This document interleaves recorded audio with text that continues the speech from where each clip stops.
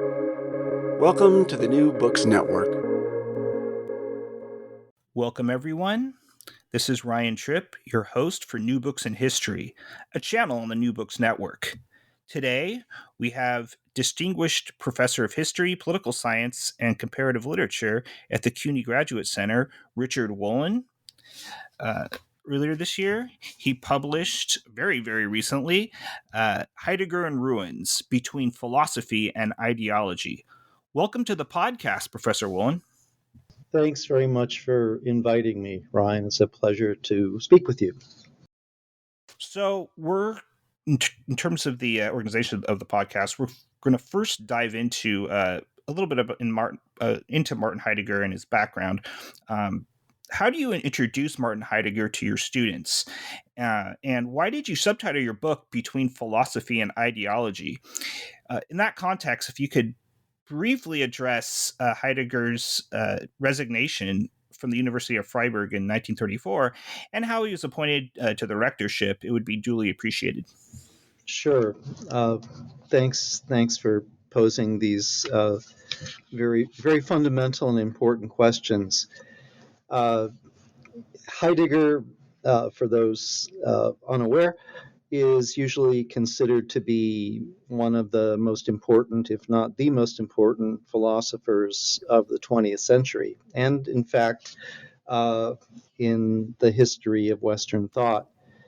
Above all, his reputation is related to the success of Being in Time, which he published in 1927, and the significance of Being in Time is manifold, but in essence, it is an attempt to place Western philosophy on a new footing by basing his inquiry on the problematic of existence, or what he calls the existence of Dasein, as a substitute for the traditional subject of philosophy, and the idea of being in the world, that what it means to exist has to do with a series of concrete relation and practical relations to the world, to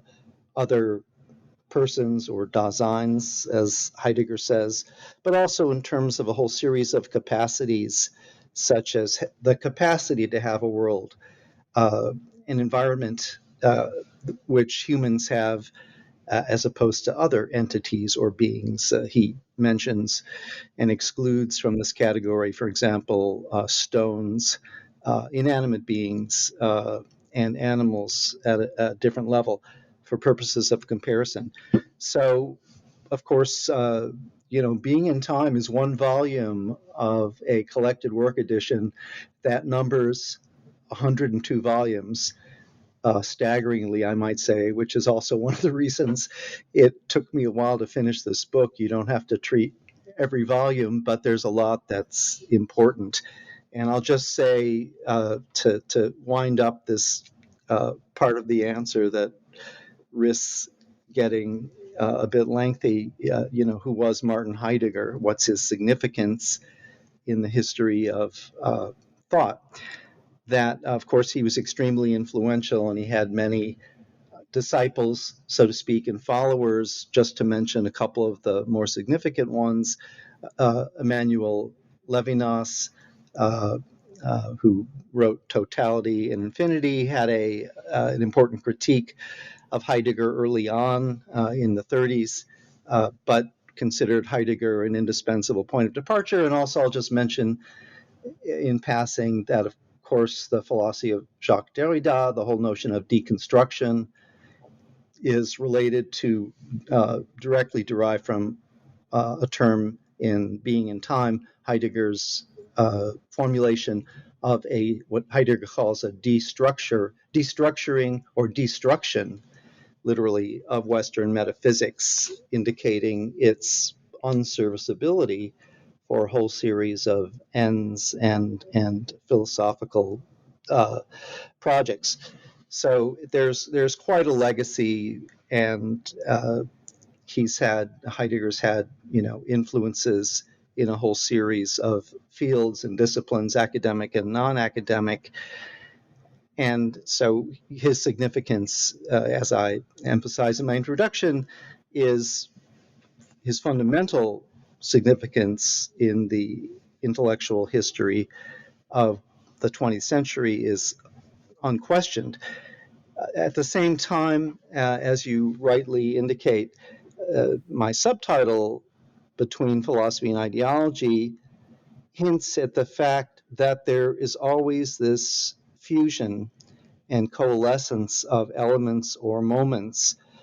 It somewhat inheres in Heidegger's notion of philosophy as a worldly activity, a practical activity. And one of the key categories of being in time, which I probably should have mentioned 2 minutes ago, historicity, that this is a very important category in Heidegger and term in German hermeneutics from the 19th century as well, that one has to understand Dasein and existence not in terms of eternal precepts or principles or ideas, but in terms of historical situatedness and historical becoming. Of course, there's a lot to say there, but this is, in a way, an important stimulus or spur for me to also flesh out the dimension of ideology. And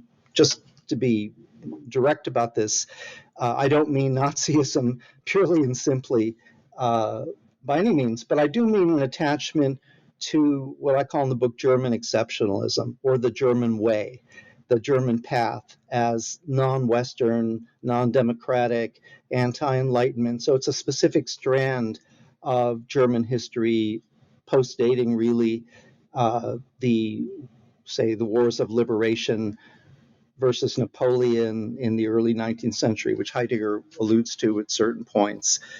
So this, my conclusion, my starting point and my conclusion in many ways is that these two aspects of Heidegger's thought, namely first philosophy, fundamental ontologies, he calls it on the one hand, and what I'm calling as a shorthand ideology, the connectedness of Heidegger's thinking with these trends in German history are very much present in his writing in all its phases, and it's hard to determine that in translation often. So this is one of the quote unquote services, or aspects of his thought I'm trying to fathom and consider and contemplate in my book. I'm just wondering, is it a good idea maybe to go on to the early 30s and your question about his having assumed the rectorship of Freiburg University in 33 and quit in 34? Yes, that's pretty crucial, I think, in these debates over Heidegger and National Socialism. Yeah, the reasoning behind, first of all, his joining the National Socialist Party in May of 33 has to do with his sense of the acute crisis afflicting Western civilization, which was already part of the critique of modernity in being in time, very much influenced by Nietzsche's critique of nihilism, and also Oswald Spengler's Decline of the West, an extremely momentous book for German intellectuals, conservative intellectuals during the 1920s, and especially after the economic crash of 1929, there was an acute sense that things could not go on as previously, and the death knell of the Weimar Republic began sounding really about a year later in 1930, when the Nazis made their first breakthrough in the Weimar parliamentary system, winning 18% of the vote in 1930. That really changed the political landscape, where extreme parties were the dominant parties. So, in keeping with his interest in what I called before historicity, Heidegger appreciated the dimensions and proportions of this crisis. And, it's safe to say that he had a rather exalted sense of his own philosophical mission and the accomplishments of his fundamental ontology and being in time, placing Western thought on a radically new footing that would be beyond metaphysics, as he termed it. And to cut to the chase, he really did for a time attempt to assume the intellectual and philosophical leadership of the Nazi movement. The expression that's used in this connection is he sought, after the model of Plato perhaps at Syracuse and the tyrant Dionysus, a rather ill-fated attempt on Plato's part, but he tried to lead the leader. In German, it's den Führer führen. And of course, the Führer here was none other than Hitler. We have letters that Heidegger wrote to his brother. They've only been made available fairly recently in the last few years, which exposes his enthusiasm for Hitler's charisma as early as 1931, and his sense that Hitler could be the savior of a German political being or system that was teetering in many ways.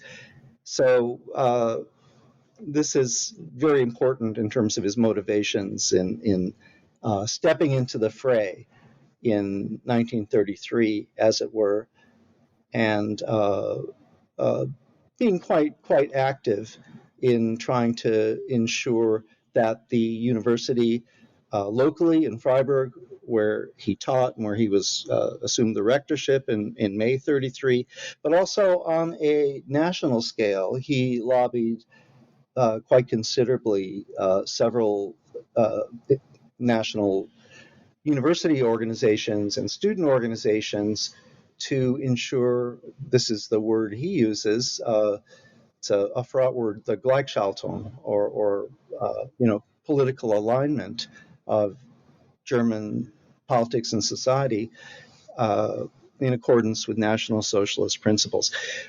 Quickly, to jump to April 1934, the reason he resigned, it's often thought that he ran up against resistance by the party hierarchy, especially in his native region of Baden in southwest Germany. But it seems that the situation was more complicated by the fact that there was resistance on the part of the faculty. It was there was a long tradition of university self-government in Freiburg. The faculty could generally be construed as traditional conservatives rather than radical conservatives or Nazis. And there was a lot of pushback against the rashness with which Heidegger tried to realign the university system, which was very important for Heidegger, because this is the center of knowledge and philosophy, as traditionally, so to speak, the queen of the sciences. We wouldn't use that term today, but it was used back then.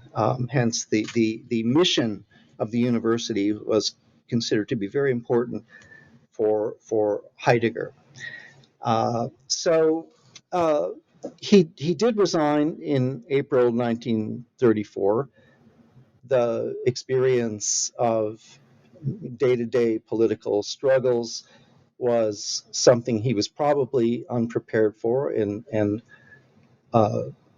unschooled for, but he remained active. And I just point out in conclusion to an answer, it's becoming overly long, maybe like the book itself that we're talking about, that Heidegger, 2 weeks later, he joined Hans Frank, Hitler's former personal attorney, who had become Governor General of Poland, who had begun in 1933 an Academy for German Law. Heidegger joined an elite committee called the Committee on Philosophy of Law that had several luminaries. Hans Frank himself was the chair. There were only 16 original members.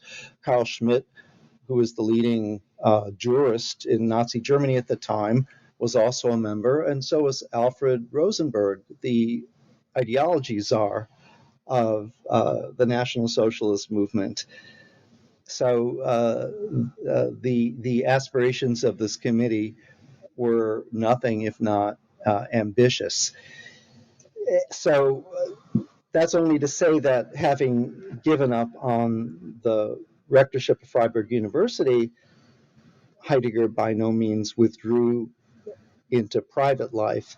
And then to conclude with the Black Notebooks that began publication in 2014, we have 9 volumes of them now. We can see one of the reasons they're important is we can see Heidegger's ongoing meta-commentaries on contemporary political life, including National Socialism, World War II, in light of his own philosophy, fundamental ontology, or philosophy of being. So sorry for being a bit lengthy there, but they were broad questions, so I tried to do my best. Tried to make this into an introductory prompt. So to be a little bit more, let's zero in on your introductory chapter. Why are entire volumes of the Black Notebooks and the collected works missing? How did they go missing? And then perhaps explain the significance of translations, for example, for Nature, History, State. Yes. Well, now we go from perhaps tragedy to farce. And I don't know how low I should stoop here in telling some of these anecdotes, but I guess they're in the book. So, Heidegger gave one of the notebooks to a woman who was his lover in the early 50s. And it turns out that after she died, the notebook was in the possession of her son, who is a professor of German studies in Germany, now retired, Silvio Vieta. And when the notebooks began publication in 2014, there was an explanation about this missing volume and numerous queries, and all of a sudden Vieta showed up on the scene and presented them, and it was a bit comical at the time. But this is kind of the tip of the iceberg concerning the editorial manipulation and, in point of fact, falsification of some of the texts. It's an important story. I didn't expect to spend a chapter on it, but I think it needs to be told in a coherent manner to understand the textual history of Heidegger's collected works edition. But let me segue quickly to the second part of your question, which is also very important, namely the idiosyncratic nature of the translations that have appeared of Heidegger, primarily in English, but in many languages. This is a real conundrum, how one translates keywords that are embedded contextually in the ideological situation of the times, that in certain ways are almost untranslatable. It's a real problem, and of course, the whole idea of having a translation is to render the keywords satisfactorily in the language of translation. On the other hand, it's fairly common practice when one's referring to key developments in National Socialism, such as the idea of Germany as a folk and the notion of, say, Hitler as the Führer of Germany or leader. There's a whole litany of related terms that are very important in understanding the political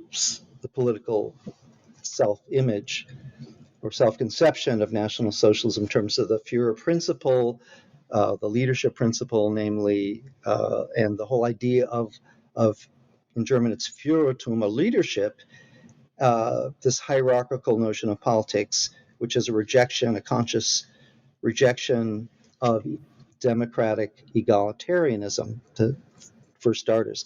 So my point in the book, to be brief, is that when one translates notions of Führertum and Führer as leader and leadership, and also folk, which by 1933 had become monopolized by National Socialism. All the other political parties were declared illegal, and the German right basically had been subsumed under National Socialism. It was a racial concept by then. One knew what one was talking about. In the 19th century, folk could mean people in English. It could be a democratic notion. It could indicate popular sovereignty. It had Rousseauian connotations. But when Heidegger's using it in the 1930s, it has very different connotations and meanings related to the racial tendencies and gist of the German people. So if one translates it as people, folk as people, this is definitely going to be misleading. It will not faithfully convey to go back to my subtitle, the ideological crux of Heidegger's intentions. So it is a misnomer, and it tends to really airbrush or factor out the ideological slant of his thinking. And if one wants to get to the bottom of this conundrum of the entwinement of philosophy and ideology in Heidegger's work, one has to heed these indicators or signs or semantics. If one wants to suppress or repress or marginalize them, then one pursues another route or avenue. And this is the problem we face with many Heidegger translations, unfortunately, that are slanted and geared toward downplaying the ideological aspects of his thinking. So, in the context of his correspondence with his brother, can you explain the concepts of Zeitgeschichte and Rasengdanke? I'll let you explain those. And then, you address periodically pre-Socratic thought in your book and Heidegger. You don't have to go into that, but perhaps a later time you can. But I do want to hear about his correspondence with his brother and elucidate those two concepts. Yes. Yeah, I think Seinsgeschichte, history of being, it's very important. We'll just stick with it. History of being for the time being, because that really is the kind of the cover concept that bespeaks what in Heidegger parlance is known as the turn from the Dasein, being in the world centered perspective of being in time, his earlier work in existential ontology, toward a new shift that is more in line with his interest in, as you suggested, the pre-Socratics, above all Heraclitus, because he feels that classical Greek philosophy of the Socratic school is still kind of committed an original sin of Western thought or philosophy by remaining indebted to the paradigm of the subject, especially Plato's doctrine of ideas, or the notion of representation, which is exemplary of metaphysics for Heidegger, which is something he wants to get away from. Hence the pre-Socratics as an earlier approach. I mean, we only have a handful of texts to go on, but this seems to be, in Heidegger's estimation, more authentic. This really, as I said, bespeaks the fundamental shift in his thought from the 20s to the 30s, from the paradigm of existence or Dasein to the history of being. So, but this is also interfused, importantly, with the increasing ideological commitments on Heidegger's part, because another important philosophical theme that arises circa the early 1930s is that he perceives German Dasein, or as I call it in the book, Deutschtum, or German being, as metaphysically privileged and as a unique link to the Greek beginning, as he calls it, referencing pre-Socratic thought, as the heir or inheritor of the Greek beginning, and as the folk or people who are uniquely capable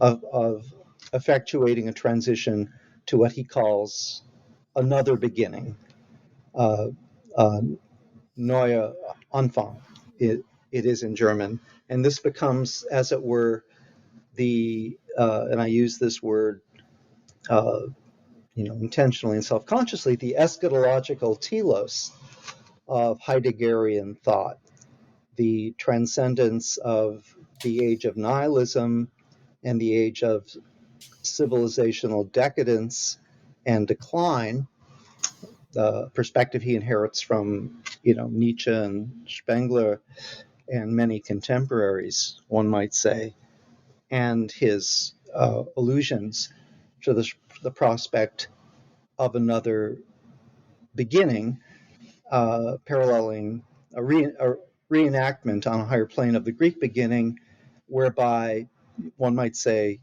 in Heideggerian language, that the being of beings for the first time can,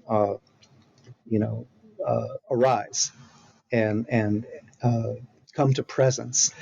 But what's important is that, again, the dimension of historicity in Heidegger, circa 1933, when these fundamental philosophical transformations begin occurring in his thought, one also has this parallel conception that the project is tied to history and historicity, namely the role that Germany is going to play in this process. Hence my claim or thesis that there's this indispensable, essential entwinement of philosophy and ideology, or ontology as the history of being, and the rise of a political movement, namely National Socialism, which Heidegger identifies with considerably, because many of the constituents, in terms of the leadership principle, in terms of Hitler's charisma, in terms of the unification of the national community, the Nazi term of art is Volksgemeinschaft, which Heidegger alludes to often enough, is going to be the vehicle, in a way that philosophy could never do on its own, will be the vehicle of this eschatological or mediating agency for this eschatological transformation or transition to another beginning. So there is this apocalyptical investment of apocalyptical energy in National Socialism and the Third Reich, And just to conclude here, the letters you mentioned which haven't been translated in full into English yet, to his brother, are very illuminating insofar as it shows that Heidegger really did keep in touch and on top of the political situation of the time. We know he subscribed to several right-wing publications. We know he subscribed to the Nazi daily, the Völkische Beobachter, edited by Alfred Rosenberg. And he, on numerous occasions, proffers judgments on various regime changes, political transformations. In Germany, I'm talking about in the early 1930s, in 32 and 33. So it shows that he wasn't, totally tone deaf to, political, to current events. So, which is very important, but also that, he did tie together in his own mind the developments in his philosophy or Denken with actualities or current events. Can you elucidate connections between Heidegger's anti-Semitism and concepts such as Denken? And, I might be erroneous here, and if you could address sort of his kind of the replacement of Cartesian metaphysics of subjectivity with kind of sign unconcealment, and then this kind of emphasis on heteronomy, were there any connections to his anti-Semitism with, sign unconcealment and the concept of Denken? Yes, I think that's important, and it's been, before the Black Notebooks were published, it's been a aspect of his work that concerning which there's been a lot of speculation, but it's been a little murky.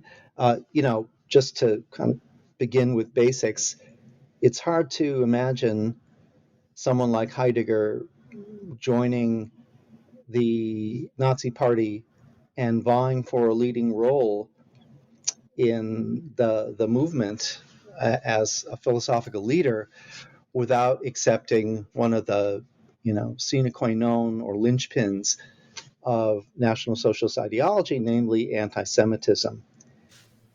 And if one looks back at Heidegger's earlier work to show that this isn't a total break or breach with his earlier philosophy or fundamental ontology, certainly when one takes a look at the criticism of civilization, so to speak. In German, there's a word for it, a long one, Zivilisationskritik. The association of civilization in a disparaging sense with modernization and the putative leading roles that Jews have played in, the development of capitalism and modern society or Gesellschaft, etc., much of which was based on prejudice and anti-Semitism. But many of these leitmotifs are implicit, I think, in the critique of society and civilization and Das Man, or the they, as it's sometimes translated, in Being in Time. Hence, everything becomes, though, more apocalyptical once this the development of the crisis, the progress of the crisis in the early 30s in both Germany and internationally, with the economic collapse, the proportions these phenomena assume. And when one steps into this role as an ideologue, these aspects that were previously more or less implicit, although they are implicit they are explicit in letters, as earlier on as well, and other aspects, but but they assume a more acute and pitch and prominence. So there were many readers of Black Notebooks who were, so to speak, taken aback by the presence of avowed anti-Semitism. But in many ways, this criticism of the international Jewish conspiracy, to which Heidegger does allude in the Black Notebooks, is part and parcel of the ideological mentality of the times if one is on the German right. It's very hard to be on the right, not even Nazi, conservative revolutionary right, a la Spengler and Carl Schmitt and Junge. It's hard to be in this camp and totally ignore or distance oneself from anti-Semitism. There's an insight that Ernst Cassirer has in The Myth of the State from 1945, Heidegger's interlocutor 16 years earlier at Davos, where Cassirer mentions that in times of crisis, the trusted intellectual and ideological frames of reference also begin disintegrating, and there's the encroachment of a kind of desperation to try to make sense of dissonant circumstances. And then there was a recourse to explicit recourse to, or regression, as Cassirer calls it, to myth and ideology, to rigid paradigms that tend to imprison thought within fixed parameters, which is something that's hard to associate with Heidegger. But it's something that really needs to be explored. So maybe I should stop there. There's a bit more one could say, I think, about the philosophical bases of his critique of, as he calls it, world Jewry. But maybe I'll stop short of going into too much detail at this particular point. Okay. So if you could explain, I think this is really important to your book, Heidegger's, and you've already alluded to facets of it, Heidegger's spiritual National Socialism. And particularly within the context of the Verjong and Jewish worldlessness. And then if you can, I thought this was not so much compelling, but I think interesting is that he kind of almost has a racialized dialectic where he argues that the Jews quote, the Jews have lived on the basis of the principle of race. If you can address that within the context of explaining his spiritual National Socialism, I think it would be helpful. Yes, I think that, as I said a minute ago, when the crisis, various crises, in fact, overlapping crises, reach a certain pitch, there's an acute search for origins and explanations and culprits. And Heidegger, in terms of his critique of modernity, does begin to hold, world Jewry, as he puts it, accountable. But this also relates to certain, as your question suggests, fundamental themes of his philosophy, above all, the leitmotif of having a world, or kind of worldliness in Heidegger's existential sense in being in time. And the way he develops this in the early 30s, actually beginning in 1929, is that he links the idea of having a world, which is a basic constituent or sine qua non for existing in a meaningful sense, according to Heidegger.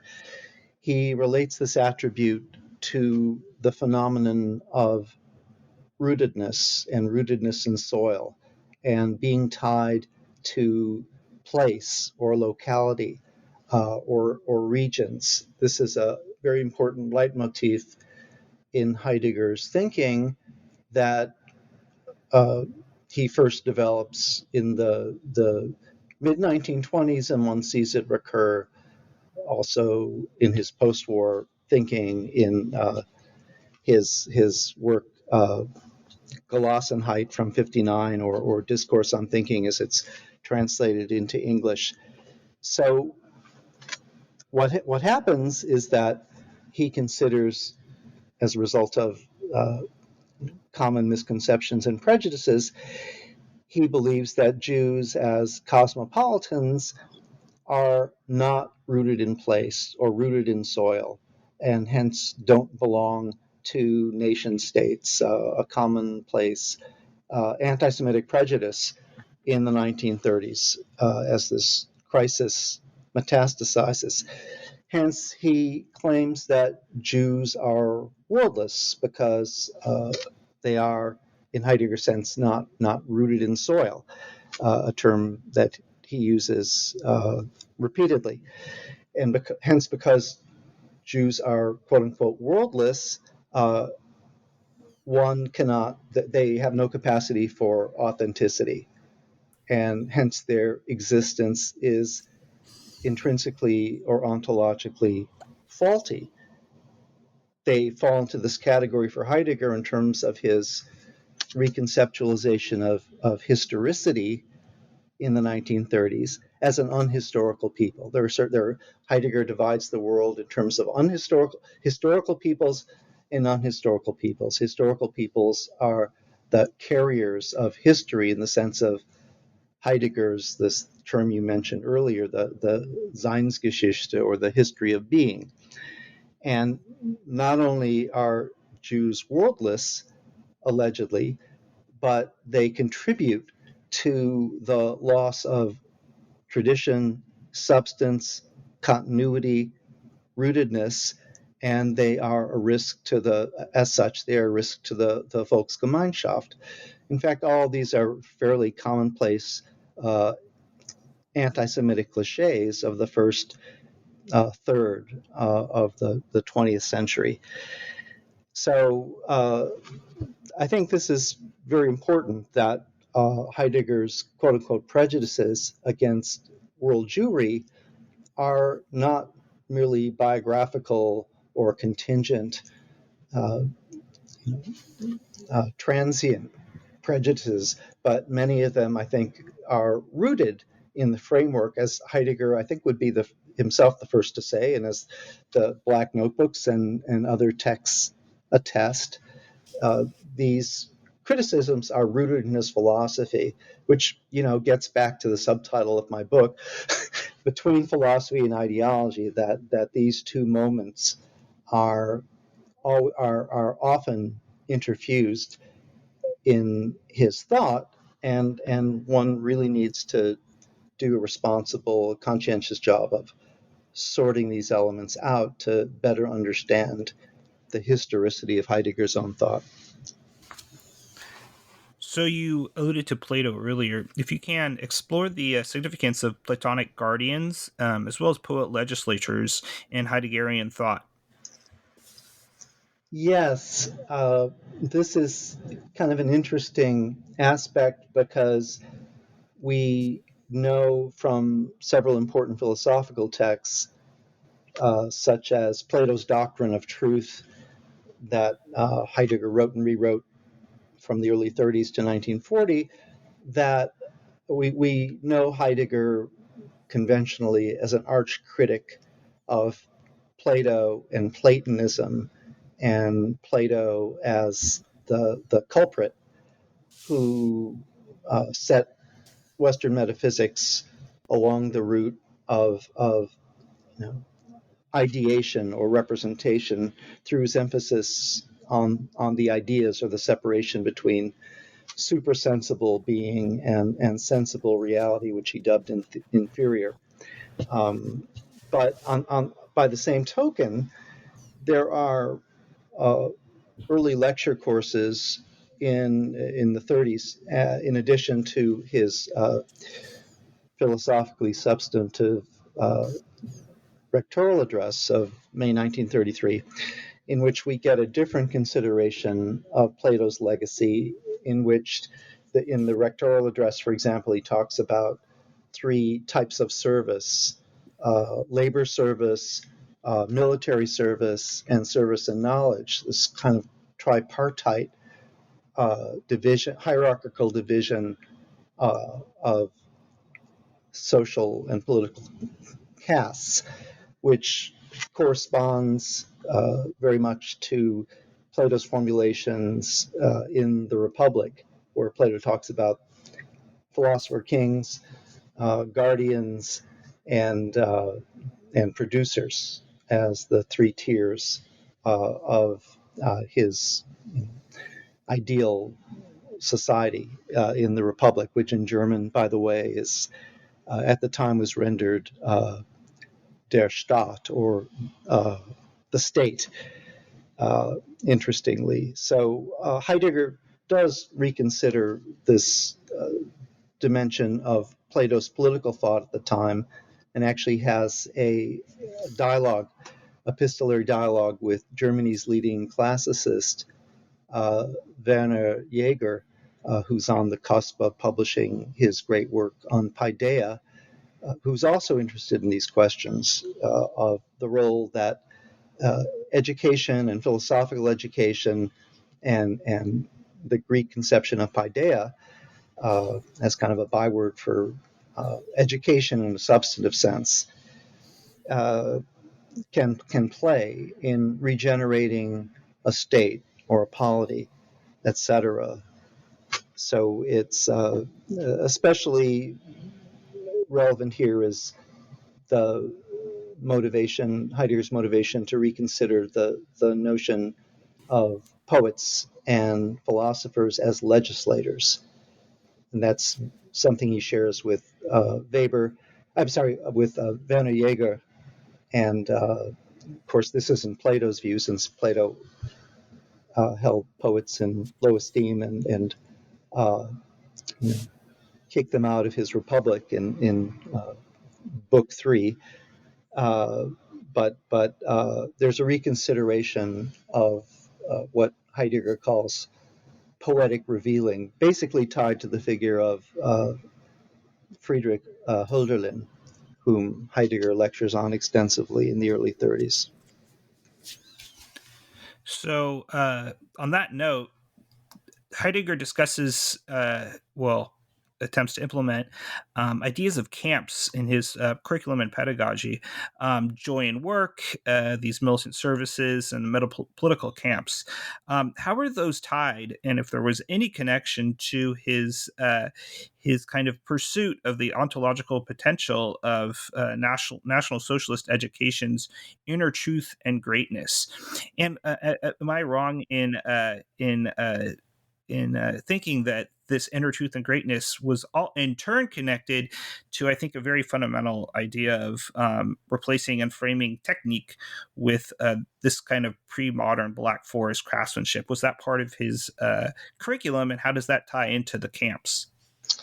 Yes, I think in terms of the argument of my book, and one of the central chapters, which is called, only half tongue-in-cheek, Arbeit macht frei, which of course was the accursed maxim that was engraved in the gate to Auschwitz.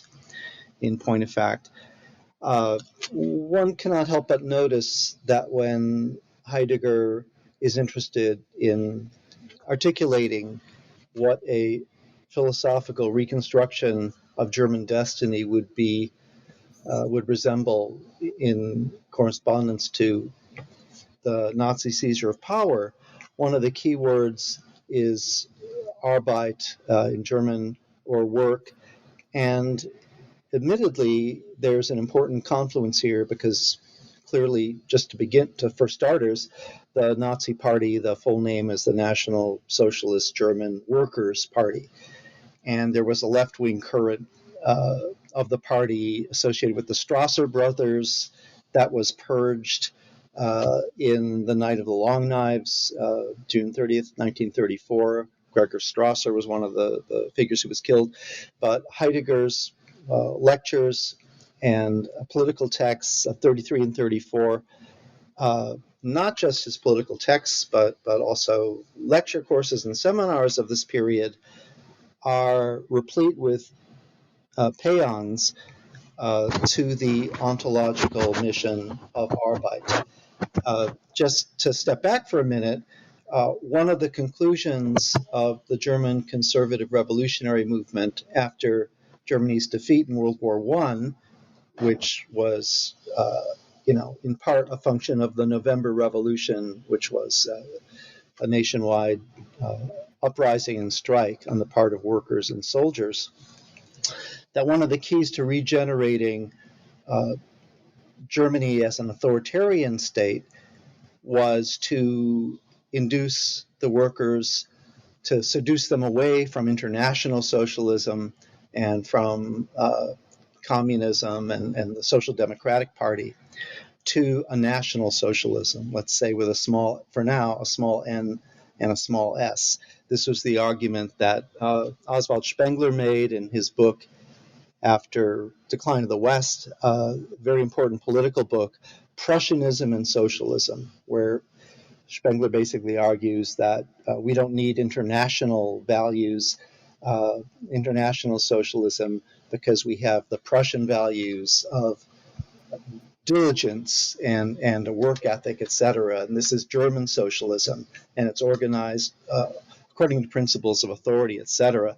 And of course, Ernst Jünger, in his work that Heidegger revered, The Worker, or Der Arbeiter in German, pursued a similar argument. He conceived of German society in this dystopian, work, several hundred pages, as he envisioned it as a Arbeiterstaat, a worker state, a worker-soldier state, really, when he realized that workers and soldiers were almost interchangeable given the importance of industry and technological weaponry as a deciding factor in modern warfare based on World War I and so forth. Heidegger does have this semi-provincial Black Forest mentality and approach to Arbeit, craftsmanship, etc. on the one hand, but he also makes a sincere effort, piggybacking, one might say, on Junger's notion of the worker, to acclimatize his worldview with modern technology. Of course, he's known as a critic of technology in his later writings, especially the question concerning technology and the age of the world picture from the late 30s, etc. But there are other indices that have certainly been discussed in secondary literature on this problem in Heidegger, whereby, for example, in 1940, when the Wehrmacht has this miraculous blitzkrieg victory over France and the Maginot Line in June 1940.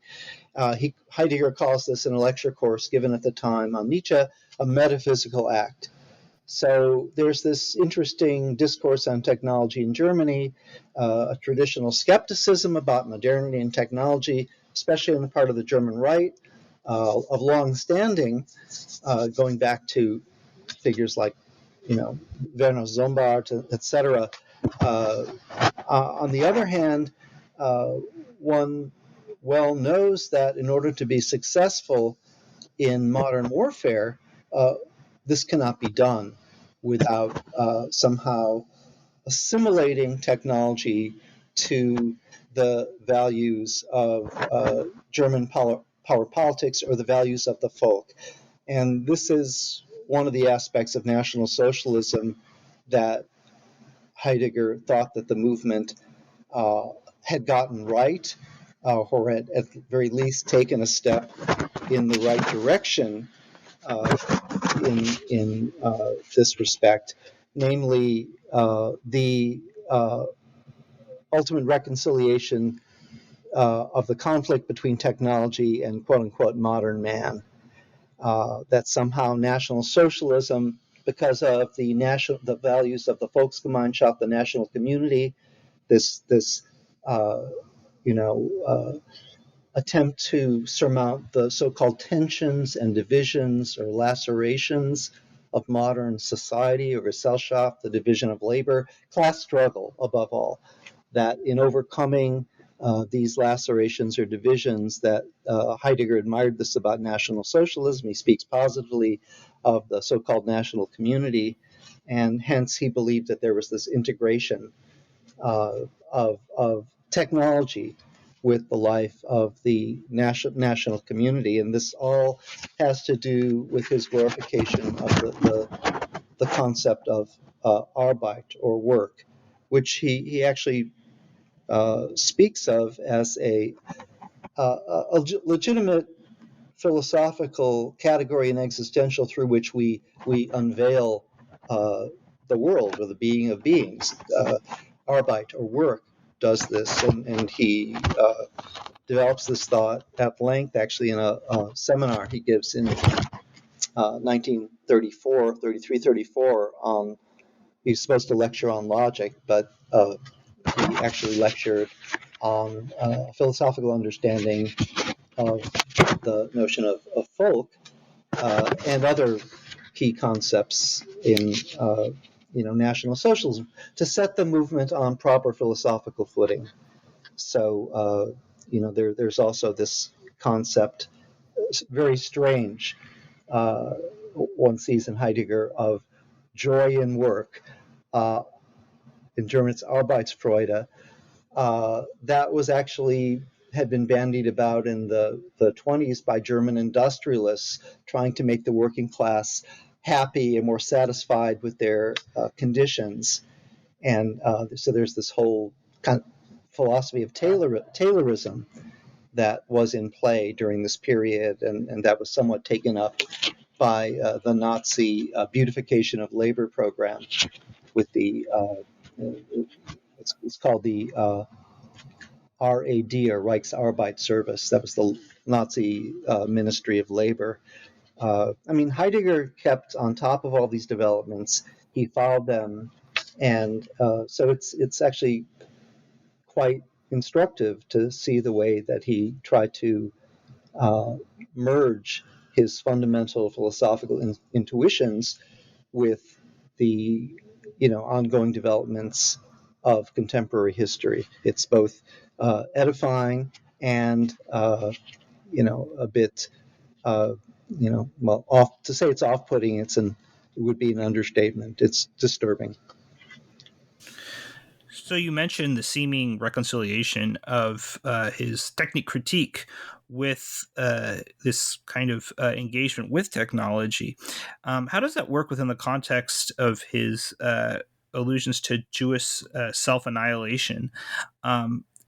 And also in the context, I think you mentioned this earlier, the age of the world picture. And did the Holocaust or World War II change any of did it change Heideggerian thought in this regard?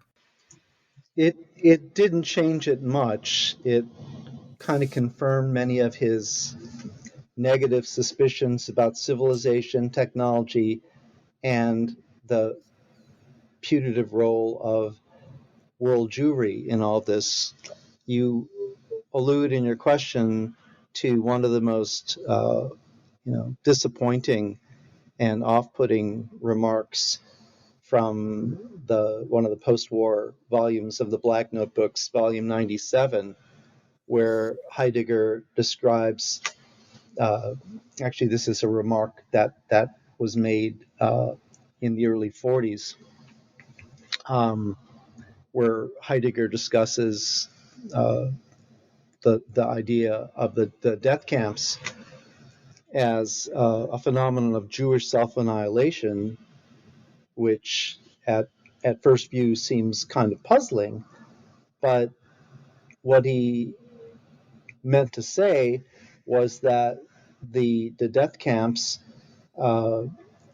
which were instances of industrialized mass murder, there was a perverse irony at work here, since he adjudged the Jews to be the leading carriers of modernization and modern industrialism, an old argument that had been made by Werner Sombart in The Jews in Modern Capitalism, and they've bandied about,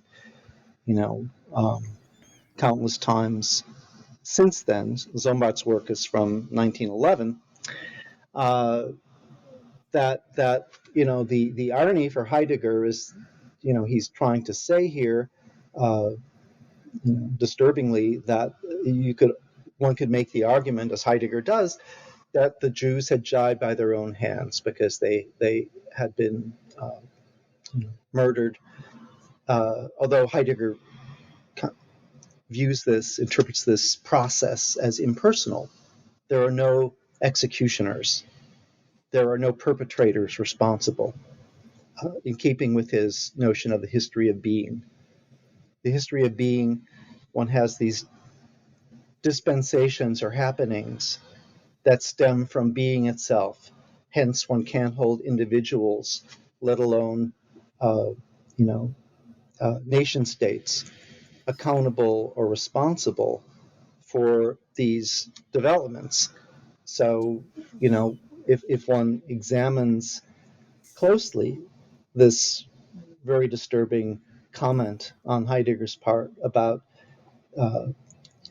the death camps as a locus or loci of Jewish self-annihilation, it's the result of this impersonal process of modern industrialism, a dispensation of being, as it were, which is a fundamental problem with the whole notion of the history of being in Heidegger, because it seems a process that's almost unfathomable to mortals or to public interpretation. One needs kind of a privileged insight into the, as Heidegger calls them, the sendings of being, to discern their nature and rhythms. So, but I think one can take a look at remarks such as the one you allude to about Jewish self-annihilation and treat them as a basis for examining some broader shortcomings or flaws in Heidegger's philosophical framework, which don't have to be tied to ideologically to National Socialism or anti-Semitism or any such phenomena, but just in terms of the interpretive blockages or incapacities that are part and parcel of this framework that views it as a imperative to go back somehow to the pre-Socratics to divine or find a source of insight to explain modern,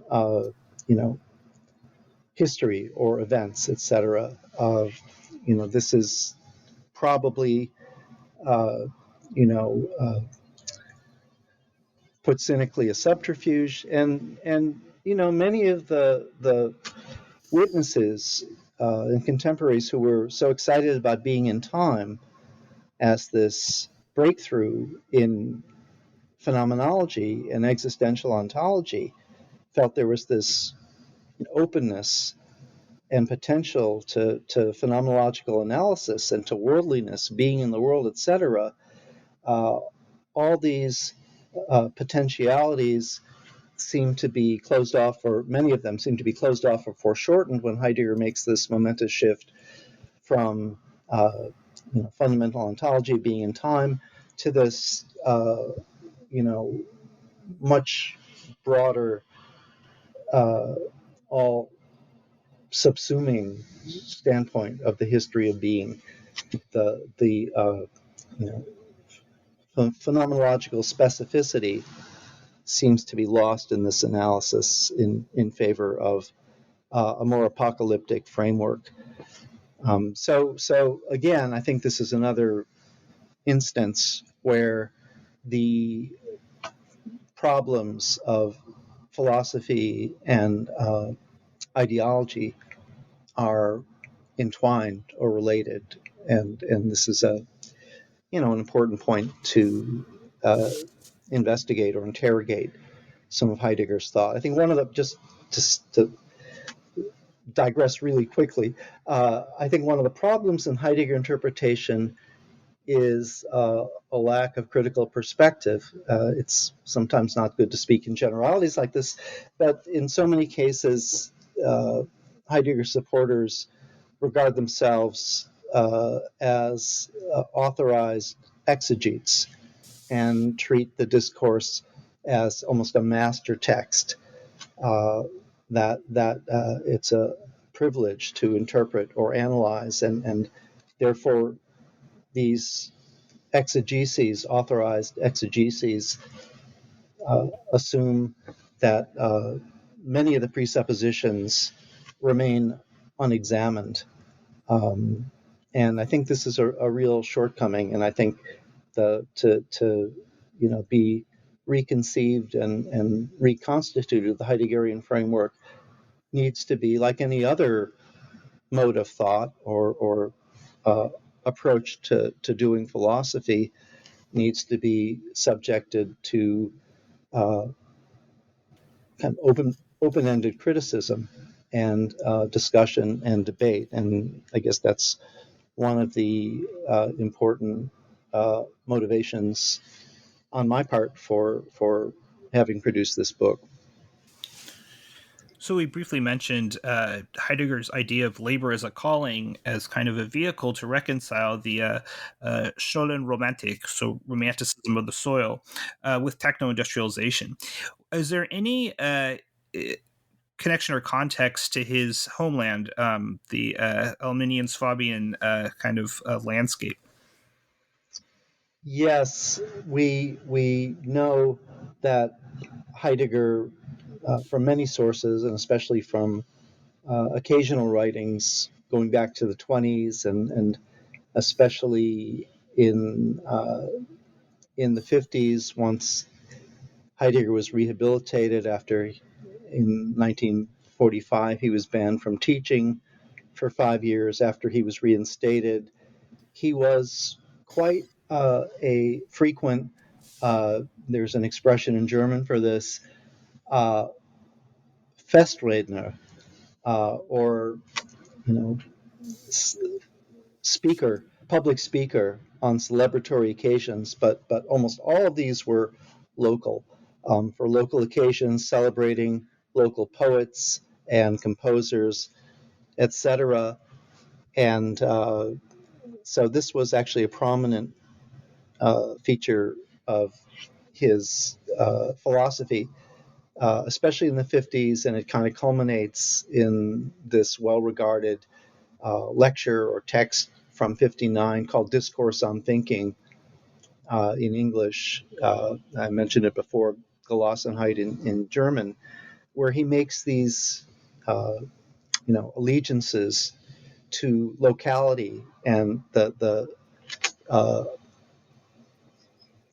Swabian Alemania is the region. He alludes to this in some of his speeches from 1933 on the heroism of a figure who was executed in 1923 by occupying French troops in the Ruhrgebiet. And in a text from 34, where he discusses his refusal of a position at the prestigious University of Berlin, his decision instead to stay in Freiburg, he, musters many similar leitmotifs about his attachment to the local landscape and the mountains, and this is an indispensable, ground or basis, a sense of rootedness that makes his philosophy what it is. Uh, you know, and he comes back to these elements in the 1950s, and they're quite pointed and, in fact, directed against the Federal Republic of Germany and the fact that Germany is occupied, West Germany for a time, by France, Germany, and the United States. Of course, former East Germany was occupied by the Soviet Union, and one of Heidegger's modalities of offsetting or rebelling against this notion of Germany being occupied was distinctly his ensconcing himself in the region and in locality as a bastion or source of authenticity and rootedness. So I think this is actually very, very revealing in many respects as well. It bespeaks a perpetuation of Heidegger's anti-cosmopolitanism and anti-universalism, but it also, in a more worrying sense, bespeaks a certain provincialism and a continued attachment to these notions of rootedness in soil. Rootedness in soil. Heidegger, there's an occasional speech he gives in 1925 where he says anything great is rooted in local soil. Any great work of art is rooted in locality and place. He repeats this verbatim in several places in his writings and speeches in the 1950s. So this is, an explicit disavowal also of cosmopolitanism and a wider mentality, which in terms of its dogmatism, I think, and rigidity, is quite problematic and needs to be viewed critically as to kind of what's missing from this picture or image.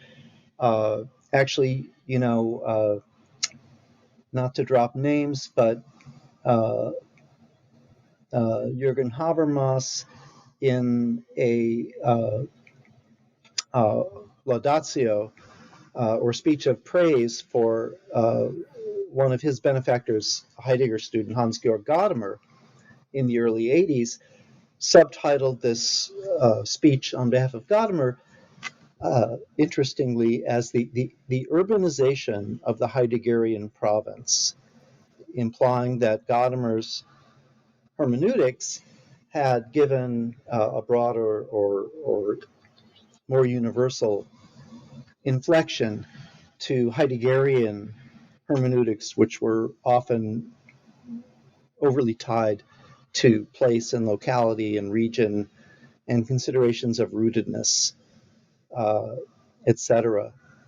And I think this also tells us something about the source of Heidegger's limitations as a thinker, and also helps explain his aversion to so-called Western forms of philosophizing, which tend to be a bit often rather dismissive, I think, rather than, shall we say, nuanced and dialectical. But perhaps that's my judgment. How did all this foregoing Raumpolitik, the politics of space, what was its relationship to the historical return to an authentic primordial Ursite? And was there any connection to the so-called Ker? Yes, I think that it's clear that, especially in a seminar that Heidegger gave in 1934 on nature, state, and history, he seems very explicit in his attachments to concepts of, well, we would translate it into English, I guess, as spatial politics, perhaps geopolitics, so that's a bit of a different term. And in German, the term, is, as you indicated, Raumpolitik, which is the phrase Heidegger uses. So what's disturbing about this, of course, is it's, National Socialism has been in power for a year.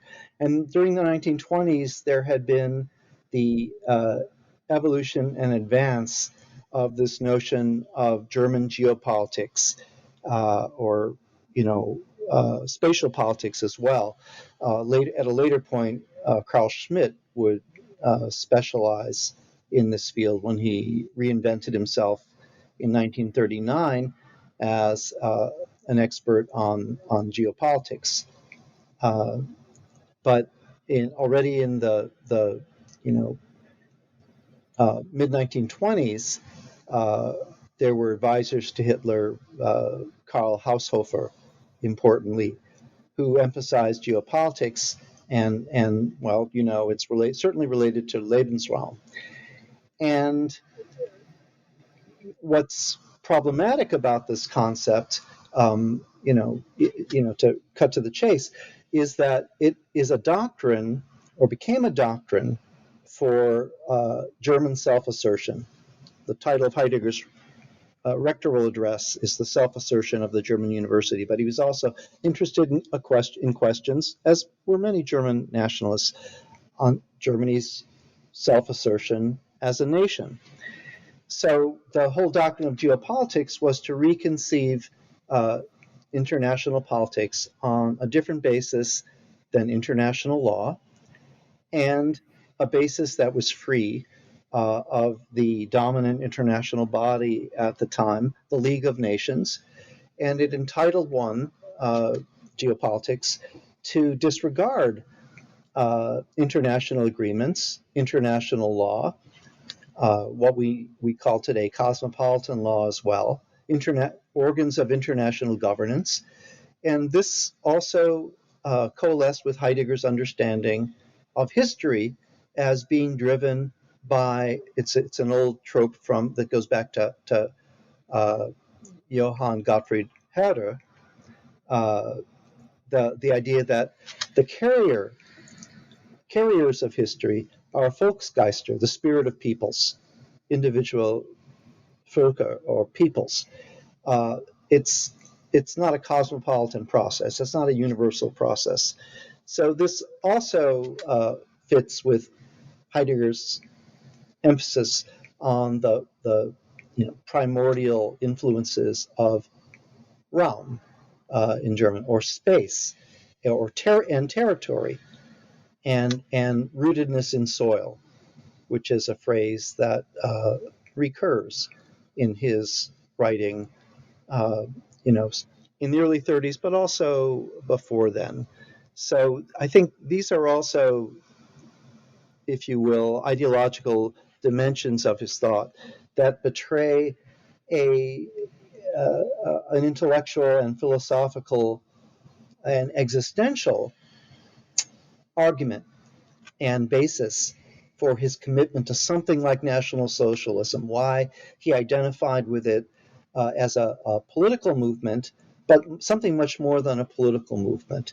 Again, as this transmission belt or mediator, historical mediator between the Greek beginning and what he called another beginning, because of its rejection of all these so-called Western values, which, following Nietzsche and Spengler and others, Heidegger believed were, implicitly and thoroughly nihilistic. So it's the whole problematic still that Nietzsche had established, overcoming the problem of nihilism, Western nihilism, but this framework really foreshortens all the potentials in modernity, in democracy, in the West.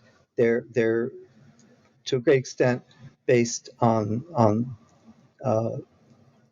prejudice and ideology. There's a lack of open-mindedness here. Certainly, there are aspects of this critique that are important and from which we can learn, and that resemble, shall we say, even a Marxist critique of reification and alienation and commodity fetishism and technology, etc. There have been attempts made, in the post-war period, at a Heidegger-Marx synthesis, which on a certain level makes sense. But there, I think, are also limitations to this perspective. But yeah, I think that this again, it's a similar kind of problem. This Heidegger's early, uh, you know, existential ontology is tied to notions of existence, and often the notion of existence can be tied to notions of place and folk, uh, and the specificity of German Dasein as well. So, and this partly goes back to the importance of the war experience. In this case, it's World War I, which for Heidegger's generation was the foundational experience, such that they viewed the Nazi seizure of power in 1933 as continuous with the experiences of their generation, and as a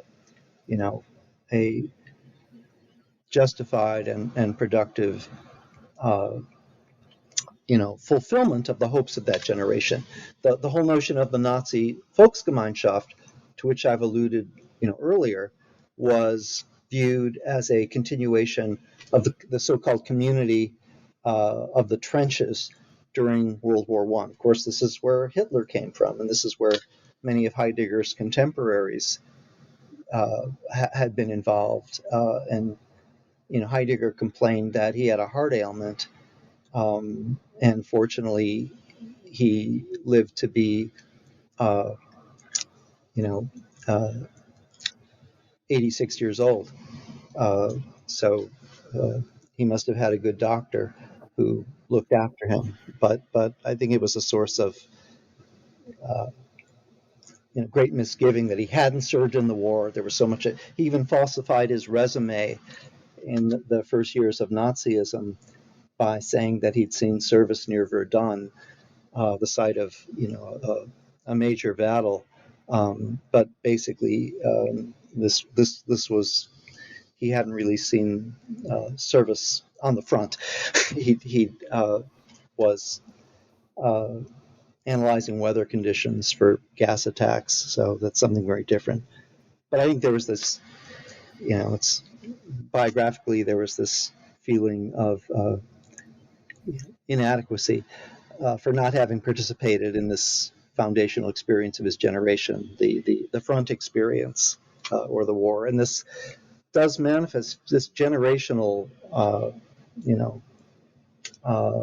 sequence reappears in his philosophy. Generation is a category in Being in Time, in paragraph 74, a crucial explanation of historicity. You experience historicity with your generation and with your folk. That comes up too, and it's a struggle. That's all in Being in Time too. So these are, if you will, elements that are also ideological, or between ideology and philosophy and ideology. Now this is a couple decades on, but I do recall there was Heidegger convened a seminar on Heraclitus's fragments, and I think the philosopher Giorgio Agamben actually attended.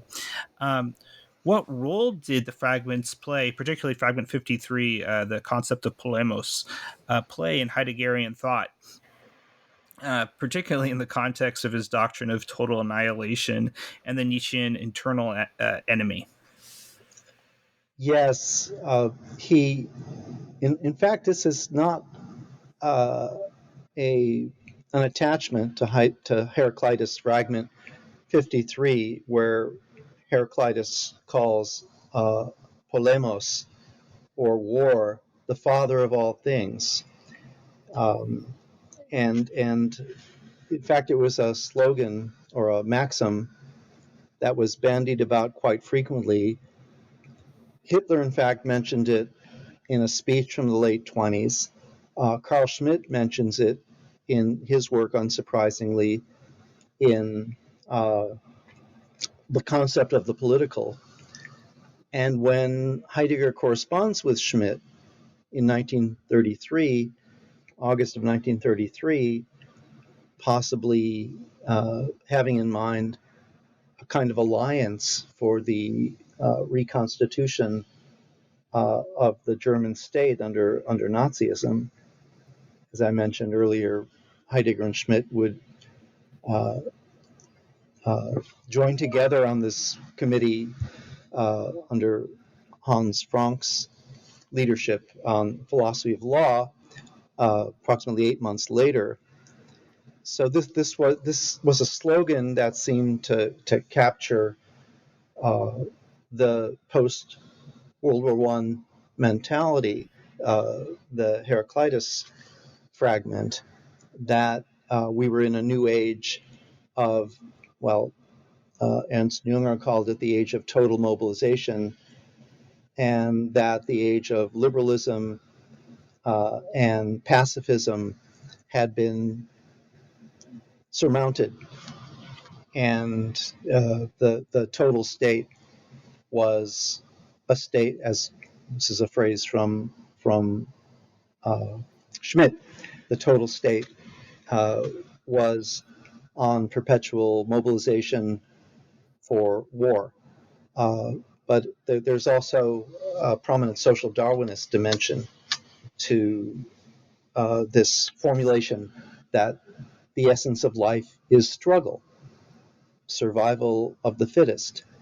And this is also an ideological precept that one finds often in Nazi texts and conservative revolutionary texts of the 1920s that tries, as do so many conservatives today, uh, disturbingly, tries to go beyond liberalism, not by improving it or not through democratic changes or transformations, but rather by ceding to some of the basest imperatives of struggle and survival. And there's also an aspect of Heidegger's early philosophy of existence in being in time that is conducive to moving in this direction, because it deconstructs or destructures inherited, quote unquote, metaphysical and value concepts from the Western tradition, to begin with something, in Heidegger's view, very basic and elemental and presuppositionless, one might say, namely being in the world. And there's a risk here, one might say, of confusing facts. Heidegger calls it facticity in earlier texts, facts and values. We shouldn't base values on facts. We have the capacity to reevaluate facts on the basis of principle. This is the basis of culture, I think. So this recourse to facticity, to existence in Heidegger's sense, naked facticity, basic existence, is throws away too much, and attempts to be, I think, in certain respects, to smuggles in presuppositions, many Nietzschean presuppositions about the untenability of inherited values, and these Darwinian notions that are also prominent in Nietzsche, despite his critiques of Darwin, that life is struggle, and we can learn from Darwin, and that and all these ideas are disturbingly coming back now with the new right and the alt-right, and the struggle of American conservatives who are disillusioned with neoconservatism as just another pale incarnation of liberalism, looking to supersede liberalism and neoconservatism in a more muscular and Machiavellian direction. Hence Heidegger's prominence and inordinate relevance in these circles internationally. So, okay, so on the one hand, we have Heidegger's rootedness of, or kind of soil place. On the other hand, we have the potential rootlessness of Lebensraum, which you mentioned earlier that he, to a certain extent, advocated for. You know, when we're talking about reconciliation, how did he attempt to reconcile the two? Yes, it's an apparent paradox because if one emphasizes the primordiality of rootedness in soil, one prima facie would have difficulty justifying, as Heidegger actually puts it in this seminar from 1934, Nature, History, and State, reaching out into the expanse and militarily or economically in terms of trade, and incorporating other spaces.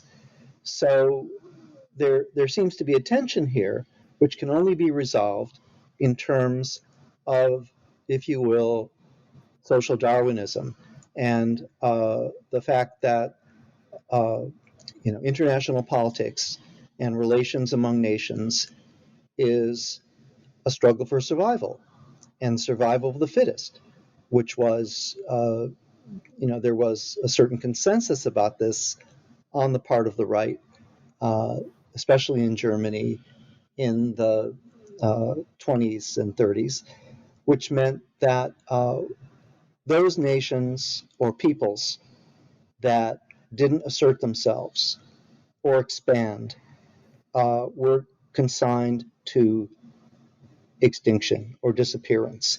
This whole notion of right-wing geopolitics and Lebensraum in Germany, this whole discourse did deal with the idea of, was predicated on the idea of historical and unhistorical peoples.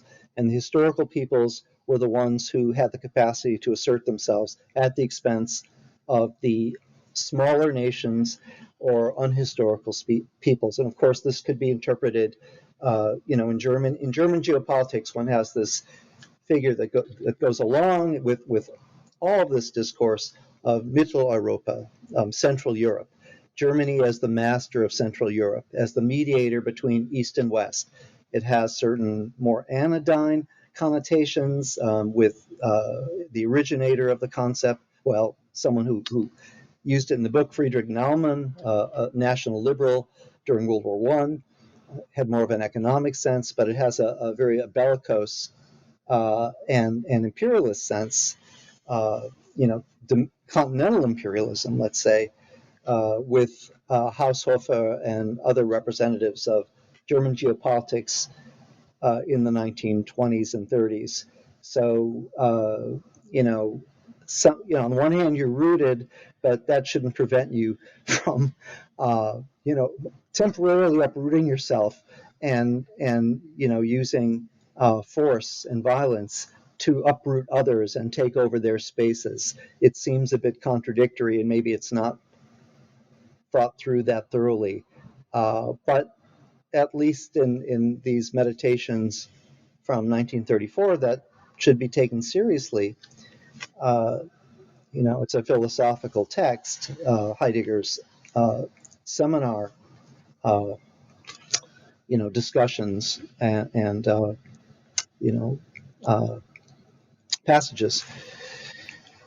This is, quote, nominally a solution that he perceives, which, if he's thinking like this in 34, before,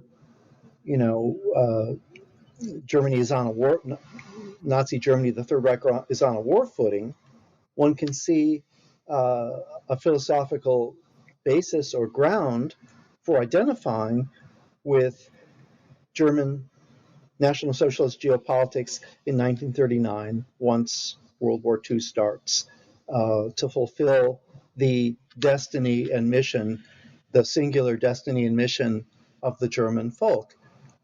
Even if Heidegger admittedly has specific criticisms of the Nazi movement at this point for being, having abandoned prematurely some of its, ontological potential in favor of mechanized warfare, let's say.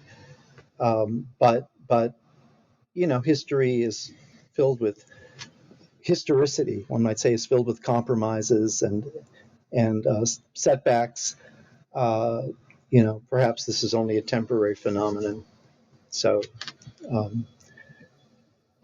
even philosophers of Heidegger's stature have a remarkable capacity to rationalize, untoward experiences within their frameworks. So should also be looked at, critically. I have to remind myself this Heidegger's all about, right, the absolute unity of opposites when we talk about reconciliation. Um, so to wrap up here, I'm going to connect these two questions. What role did the Heideggerian metaphysics of myth play in trumping cognitive reason? I know there was a recent, actually, a pretty promising study of the Davos debate. And can you connect that to the revival of Heideggerian thought among the Euro New Right? I know you just published an article on the great replacement theory as well. Mm-hmm. Yeah, I'll just kind of give a sketch of where this fits in, actually, in terms of myth. It's a very interesting development, perhaps underestimated in the usual philosophical studies of Heidegger's trajectory, especially in relationship to the Davos debate with Cassirer. Already in 28, the year before the debate in Davos, Heidegger reviews the second volume of Cassirer's Philosophy of Symbolic Forms, which is on mythical thought. He does this in preparation for the debate. And one notices an evolving sympathy for mythical worldviews as a contrast and ballast to rationalistic approaches to knowledge and truth. There's a famous saying, or I don't know how famous it is, but it's quoted at times from Heidegger's Nietzsche essay in 1941, Nietzsche's Word, God is Dead, where Heidegger says that reason, often glorified, is really the most stiff-necked adversary of thought. Well, if that's true, then one might re-examine the prominent reconsideration of the value of myth that is a recurrent theme or leitmotif in 19th century German thought, beginning with Schelling's Philosophy of Mythology, and it reappears, forcefully in Nietzsche's, early book, The Birth of Tragedy, where he counterposes the Greek Enlightenment negatively to The Birth of Tragedy, as the title, indicates. This is, an important leitmotif. Then he develops, in this case being Heidegger, a friendship with Alfred Bäumler in the late 20s, who deals with, edits an anthology of Bachofen, kind of a colleague of Nietzsche in Basel, who wrote on the right of mother, Mutterrecht, the law of mothers, etc., and which was in keeping with this rediscovery of the epistemological value of myth. Heidegger corresponds with Werner Jaeger about the importance of myth in the early 30s, and his turn to Hölderlin and the foundational role of poets in founding states is consistent with this dimension.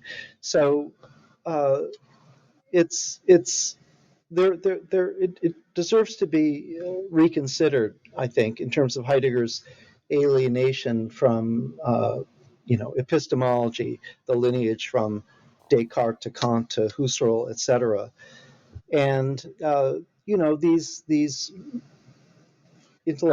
motifs have resonance with the contemporary new right, as I was trying to argue in the article you kindly referenced. In terms of it's actually kind of surprising to see a thinker as at times impenetrable as Heidegger being invoked even superficially by the contemporary new right. And it's an international phenomenon. After all, one of Putin's leading advisors and the ideologue of neo-Eurasianism in the Russian context, Alexander Dugin, is also, justly or unjustly, Russia's leading Heideggerian. He published at least 4 books on Heidegger. I had the surreal experience of debating some of Dugin's students at Moscow State University in 2015. A moment I'll never forget. Certainly, it's a different kind of public sphere in certain quadrants of Russian intellectual life, certainly.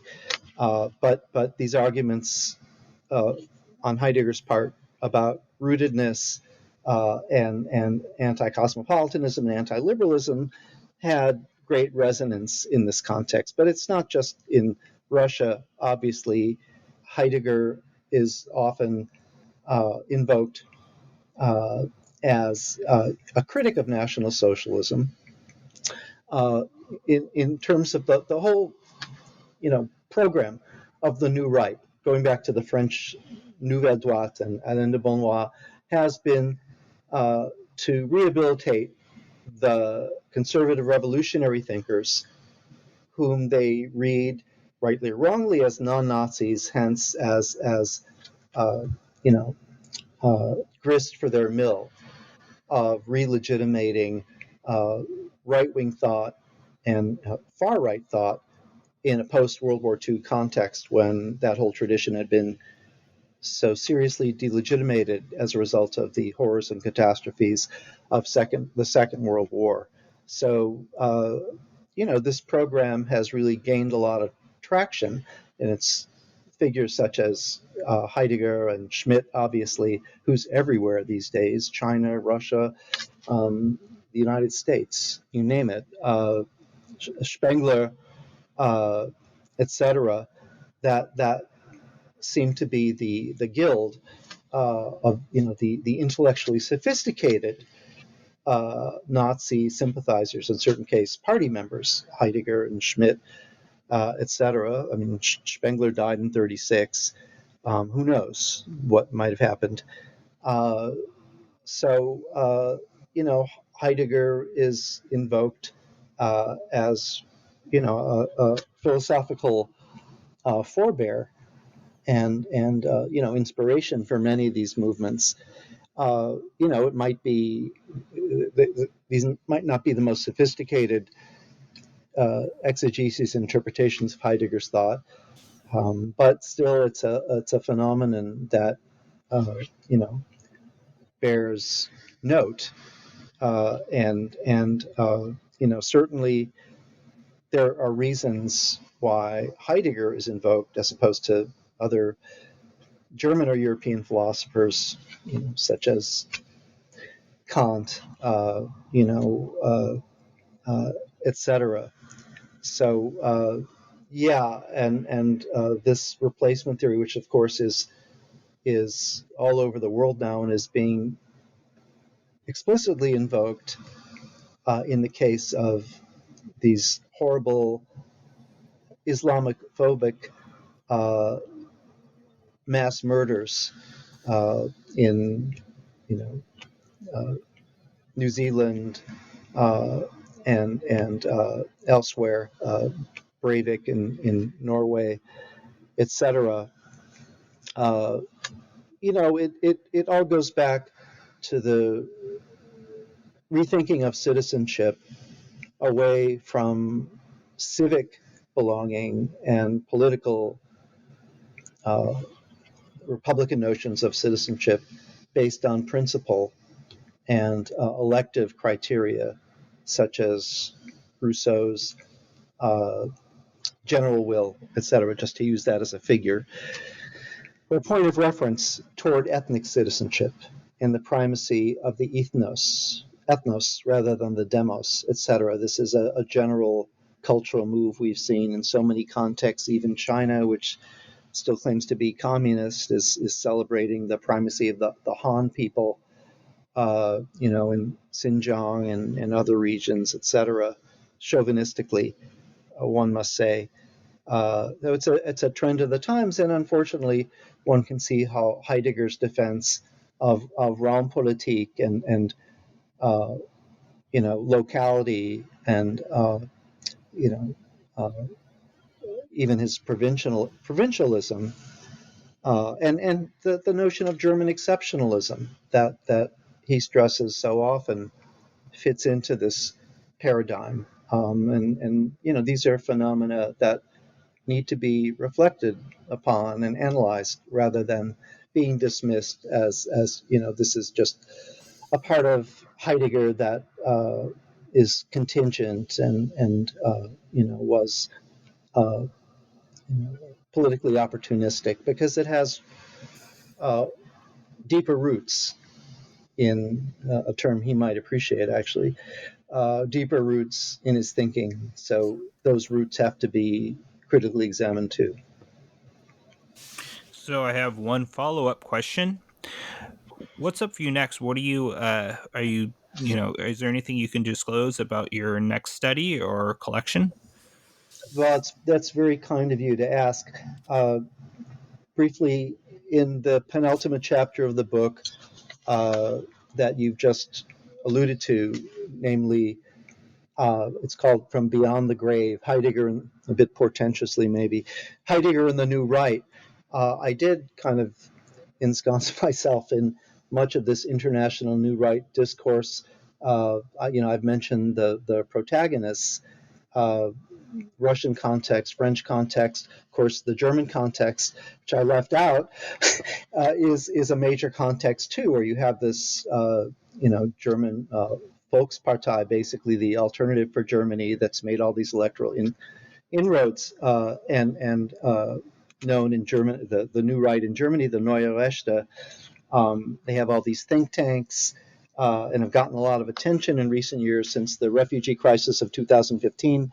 So I think I now try to segue. You mentioned this article I wrote on European origins of replacement theory, segue to making some of these, philosophical and intellectually more historical arguments, bringing them up to date and making it more contemporary, and maybe hopefully turning the page from Heidegger and leaving that kind of work to others. But suddenly I've worked on the far right in the past and had assumed, perhaps naively, that the conservative revolutionary thinkers and the panoply of new right ideas were safely on the margins and would continue there. And we're in a very different world today. You read the newspapers and you do this podcast and know as well as I what kind of significant ideological shift the world is undergoing toward authoritarian national populism today. And in so many cases, there's a reliance for ideological support on the part of these new right thinkers. Julius Evola is very important. One sees references to his work all over the place. So, hopefully I can play the role of someone who can communicate and make links between the original context of the development of these ideas and the contemporary use. Well, thank you for being on the podcast today, Professor Wolin. Thank you very much for having me, Ryan, and appreciated your questions. So the book is Heidegger and Ruins Between Philosophy and Ideology, published by Yale University Press. It is out now. I've been your host, Ryan Tripp, on behalf of Professor Wolin and myself. This has been a production of the New Books Network, the New Books in History channel. Please tune in next time.